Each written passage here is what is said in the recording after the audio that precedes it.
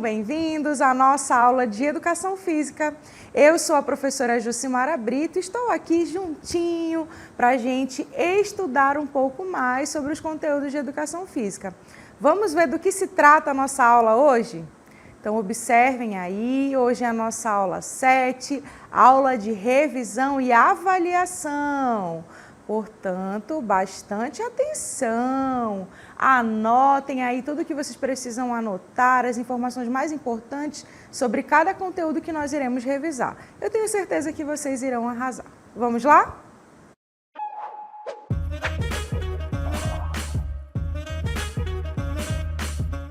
Muito bem, então vamos lá iniciar a nossa aula de revisão e eu já pergunto a vocês, vocês lembram de que conteúdo é esse cenário? Vocês lembram que eu estava mexendo num celular? E aí, do que foi que nós falamos? Nós falamos a respeito da tecnologia e de como ela se organiza dentro do nosso dia a dia, na verdade, de como ela está inserida no nosso dia a dia. Vamos relembrar então qual é a definição de tecnologia? Observem. Tecnologia é um conjunto de conhecimentos, ferramentas e técnicas que visam a resolução de problemas. Essa tecnologia, ela modifica a cultura e o modo como o homem se relaciona com o mundo. Então, tudo que foi descoberto, que foi criado, o que acontece e resolve algo do nosso cotidiano, a gente pode chamar de tecnologia. Tecnologia não está relacionada somente ao celular, computador, notebook, tablet. Não, lembra que eu dei o exemplo para vocês? Quando criaram a roda, é uma tecnologia. A caneta que a gente escreve, tecnologia, tá? Lógico que agora a gente tem tecnologias mais avançadas, como o smartwatch, dentro de várias outras, tá bom? E aí, essa tecnologia, ela vem modificando o nosso jeito, né? O nosso cotidiano. Vamos ver em que situações? Então, já observem aqui. Qualidade de vida, saúde, cultura, lazer. Em todas essas situações, a tecnologia está presente e ela vem para nos ajudar. Vamos lembrar como ela faz isso? Então, vamos lá. Olha só. Tecnologia e seus impactos positivos no cotidiano. A tecnologia torna as tarefas do dia a dia mais fáceis e eficientes. Isso é verdade, né? Vocês lembram lá para a gente conversar com uma pessoa, para a gente mandar mensagem, pagar uma conta, tudo está mais fácil, né?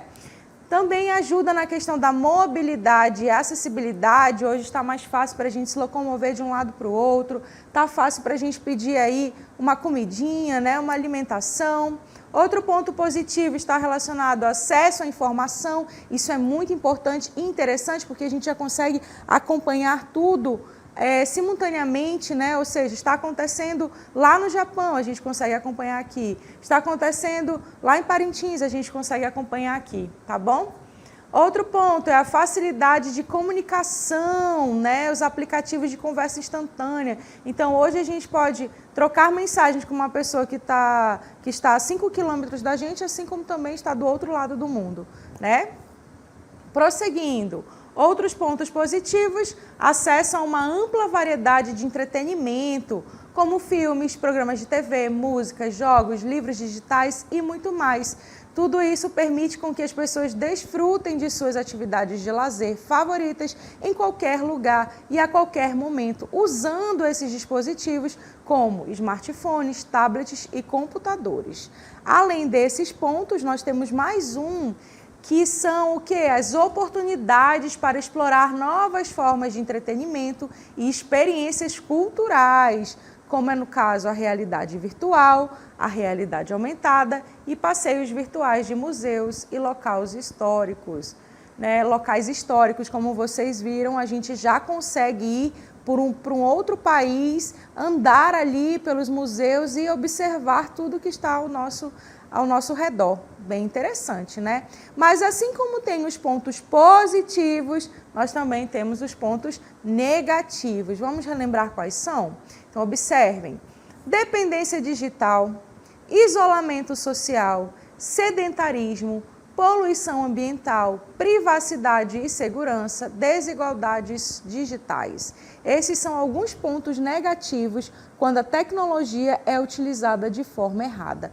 E puxando aqui diretamente para a nossa disciplina, né, vocês já estão vendo aí a palavra sedentarismo em vermelho. Isso quer dizer o quê? Que se a gente utilizar a internet ou todas as tecnologias que estão aí ao nosso dispor de forma incorreta, a gente pode sim se tornar uma pessoa sedentária, principalmente se a gente passa muito tempo ali, ó, rolando a tela, né?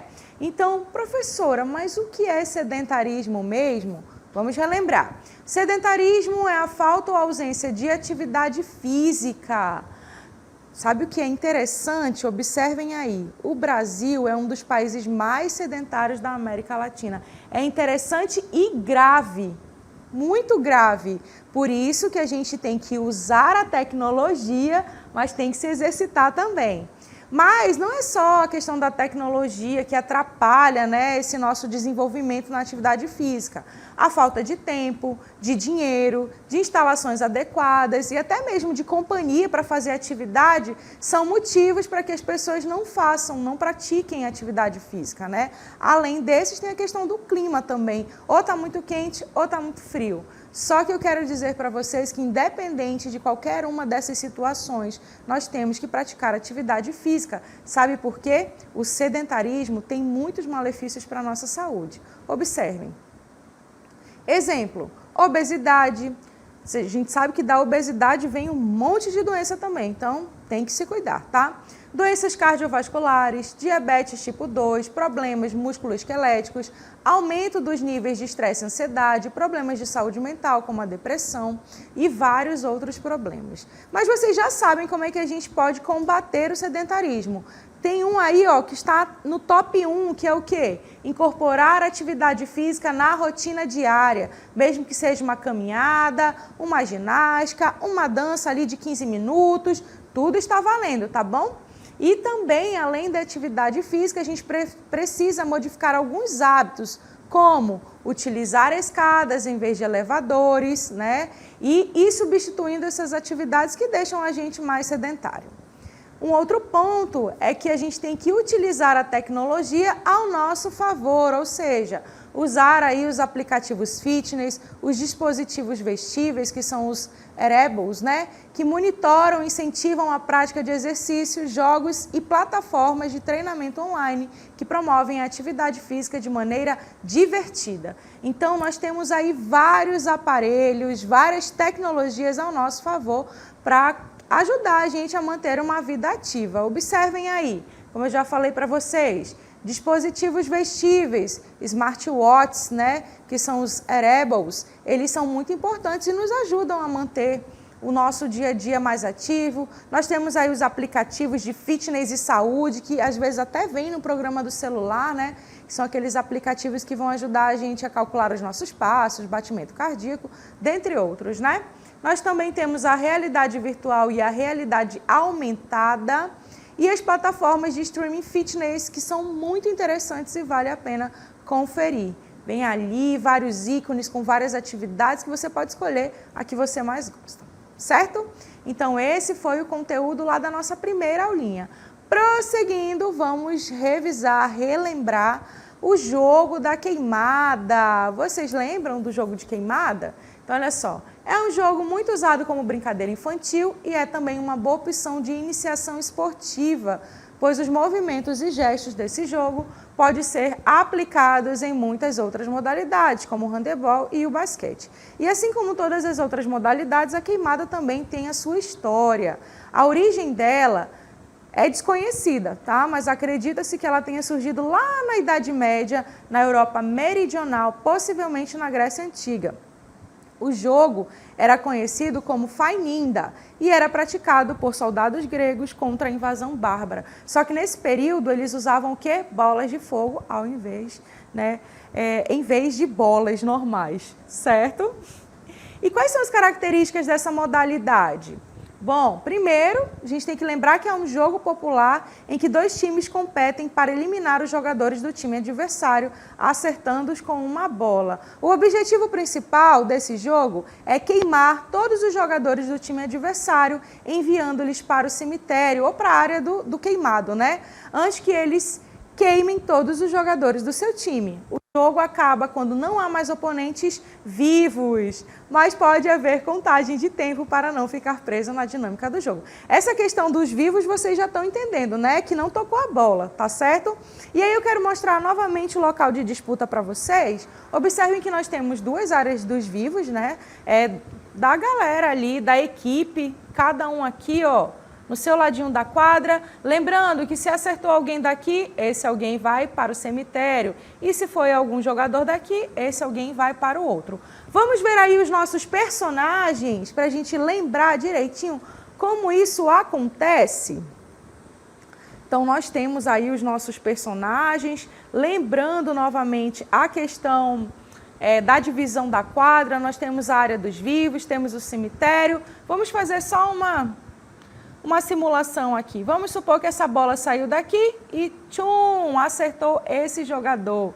O que acontece? Ele vem para a área do cemitério. E assim por diante até terminar o jogo. Então, nós vamos jogar a bola de um lado para o outro, lembrando que tem algumas regras básicas, né? Vamos relembrar que regras básicas são essas? Olha só.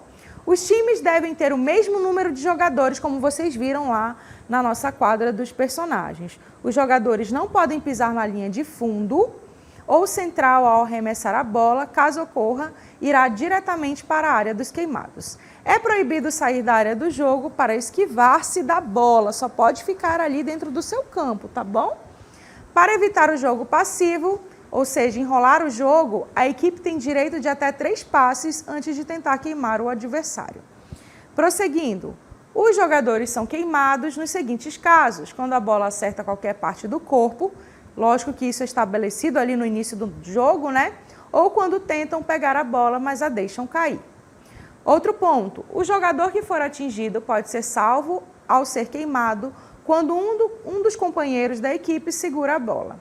E o objetivo, né? Vence o time que conseguir queimar o maior número de jogadores, certo? Atenção! A queimada é praticada de forma não oficial no Brasil, por isso as regras não estão unificadas e variam de uma região para região. E falando de queimada, né? Vocês sabem que realmente existem essas inúmeras variações. Eu apresentei para vocês durante a nossa aula as variações de queimada, né? A gente viu queimada rei e rainha, nós temos o dead ball, nós temos vários estilos de queimada. Muito bem, vamos relembrar então aí algumas variações da queimada? Observem. A primeira variação que eu apresentei para vocês foi o rei e rainha. A gente lembra que tem que reunir os grupos, escolher aquela pessoa que vai representar o rei e rainha, tira o pau ímpar ali para saber quem começa com a bola e o objetivo é acertar o rei ou a rainha da outra equipe, lembrando que ninguém sabe quem é, tá? Então, na hora lá, se a pessoa for queimada, tem que se acusar e termina a brincadeira. Outra variação que nós vimos foi a variação 4 cantos ou 4 lados. Lembrando que isso daí acontece a queimada normal, sendo que toda vez que um integrante é queimado, ele vai para as laterais, ele não fica apenas só na linha de fundo, fica nas laterais também agora, tá bom? E uma outra variação super interessante, que eu gostei muito, foi o dodgeball, né, que nós temos aí a presença de mais bolas. No jogo oficial são 6 bolas. Nesse caso, nós jogamos aí com 4 bolas, então é bola para tudo que é lado. A intenção é queimar os adversários, lembrando que não tem área do queimado, ou seja, se eu acerto alguém da equipe adversária, a pessoa sai. Mas se alguém acerta da minha equipe, a pessoa retorna para o jogo. E assim continua, tá? Muito bem, pessoal. E quais são os benefícios de jogar queimada? Vocês lembram? Tem vários. Vamos relembrar juntos? Primeiro,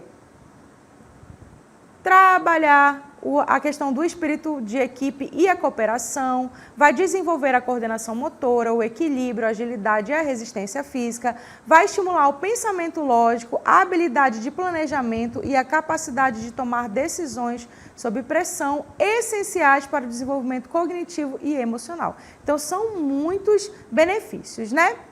Prosseguindo, agora eu quero apresentar para vocês, na verdade, relembrar com vocês um outro conteúdo que foi a respeito do vôlei e do mini voleibol. Vocês lembram lá a origem? Vamos lá. Bom, o voleibol se originou lá nos Estados Unidos em 1895, né? Ele foi criado por William George Morgan. O objetivo do jogo, na verdade, o objetivo do George ao criar esse jogo foi criar um jogo em que o risco de lesão fosse reduzido, pudesse ser jogado em quadra fechada como alternativa para o inverno e ele queria renovar as suas aulas, ou seja, inovar ali para os seus alunos. E qual é o objetivo do jogo? Passar a bola por cima da rede, fazendo com que ela toque o chão da quadra adversária, ocorrendo assim a marcação de pontos. Muito bem, então a gente já sabe qual é o objetivo do jogo, né? Que é fazer ponto no campo do adversário e para isso eu tenho que passar a bola por onde? Por cima da rede, certo? Mas aí, para que essa bola passe por cima da rede, o que a gente precisa saber? Os fundamentos. Observem os fundamentos. Nós temos o saque, lembrem-se que esses fundamentos é uma sequência, tá? Nós temos o saque, no próximo a gente tem a recepção, logo depois da recepção, já joga para a mão do levantador. Nós temos o levantamento, depois do levantamento nós temos o ataque, depois do ataque nós temos novamente uma recepção, em seguida um novo ataque, em seguida um novo levantamento, desculpem, depois um novo ataque e se der tudo certo, tem o bloqueio, tá bom? Justamente para bloquear esta bola. Então, esses são os fundamentos que a gente precisa saber aí para jogar o vôlei, tá? Esse, o voleibol. E o mini voleibol, o que será que é o mini voleibol? Vamos ver. É um método simples e adaptado às necessidades das crianças de 8 a 14 anos para o aprendizado do voleibol, jogando em 2 equipes compostas de menos de 6 jogadores em cada time. Tá? Então, é um método simples que é para iniciar aí as crianças no jogo de voleibol, para elas irem conhecendo pouquinho a pouquinho o vôlei, sem assustá-las, né, com essa questão dos fundamentos oficiais e tudo mais. E assim como a queimada, o mini voleibol também tem aí os seus benefícios. Vamos relembrar quais são? Primeiro, socialização. Segundo, lazer e diversão. Promoção da saúde, trabalho em equipe, desenvolvimento e aperfeiçoamento das habilidades motoras solicitadas para a prática do vôlei. Muito interessante, né? Então, para você que se interessa pelo vôlei, comece ali pelo mini vôlei, aprendendo fundamento por fundamento, de forma mais tranquila, através da ludicidade. Vale a pena, viu?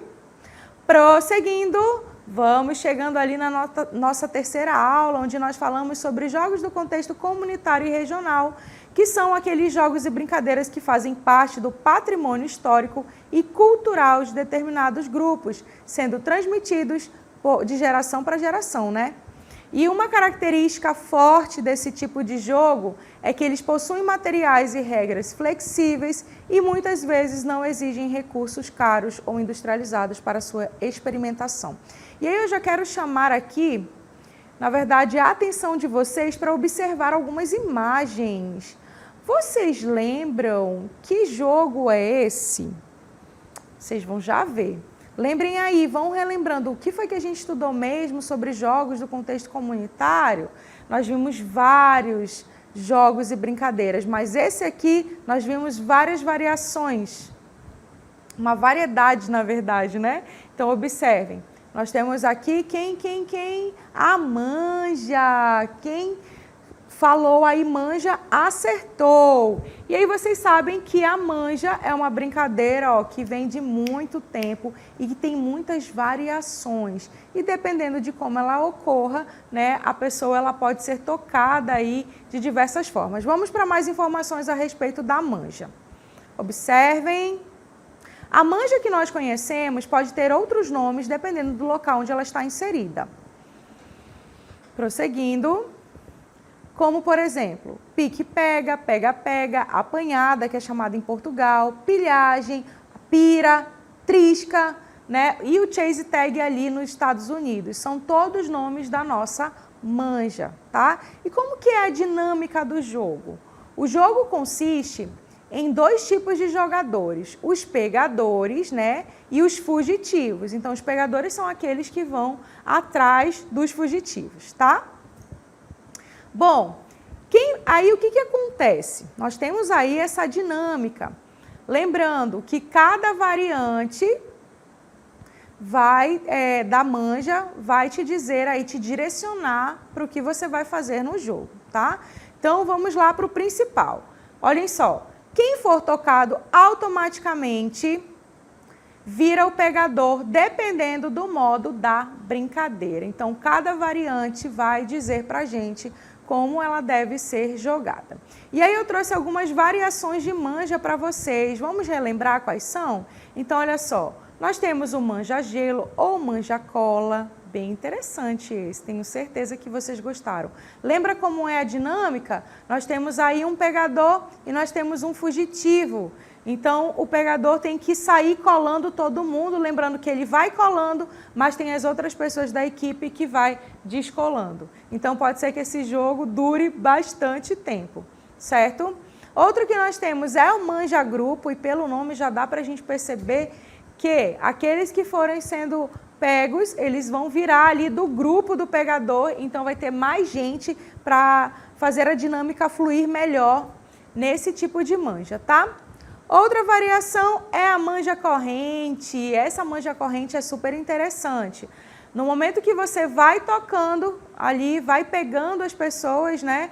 Vocês vão montando uma corrente até formar uma grande corrente, ou seja, ganha aquele que não conseguir ser pego ali para fazer parte da corrente. Outra variação que eu apresentei para vocês foi a manja-pega americano, onde a pessoa que é tocada, ela tem que fazer o afastamento lateral das pernas, né, para que o outro integrante passe por debaixo das suas pernas, descolando, digamos assim. Outro que nós temos é o manja-trepa, mais conhecido também como pique alto, que é onde você tem que subir em lugar altos, né, para se proteger ali do pegador. Outra manja que eu apresentei para vocês foi a manja-pega fugir, que todo mundo fica na lateral da quadra e a partir do comando do pegador, todo mundo tem que passar para o outro lado sem ser pego. Lembrando que aqueles que forem pegos, eles têm que parar no local e ajudar o pegador, mas sem se mexer, sem tirar o pé do solo.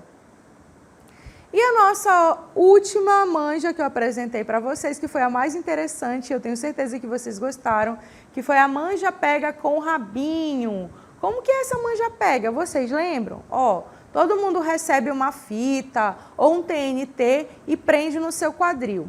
Todo mundo que está na brincadeira. E aí nós temos o quê? Que defender a nossa fita ao mesmo tempo que a gente tem que pegar a fita dos demais. Vence a brincadeira aquele que tiver mais fitas, tá? Lembrando que pegou a fita, a pessoa sai. Ou seja, pegaram a minha fita, eu saio do jogo e só pode continuar se você tiver com a sua fita aqui no seu quadril, certo? E para finalizar esse momento de revisão, eu quero apresentar para vocês alguns benefícios de brincar de manja-pega. Vamos ver aqui? Olhem só. Vai trabalhar a questão do nosso cognitivo.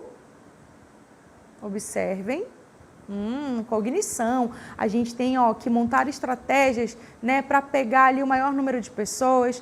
Vai treinar o nosso equilíbrio, a nossa coordenação motora, a nossa consciência corporal, a nossa noção em relação ao espaço e tempo, a nossa lateralidade para um lado, para o outro, para cima, para baixo, tá?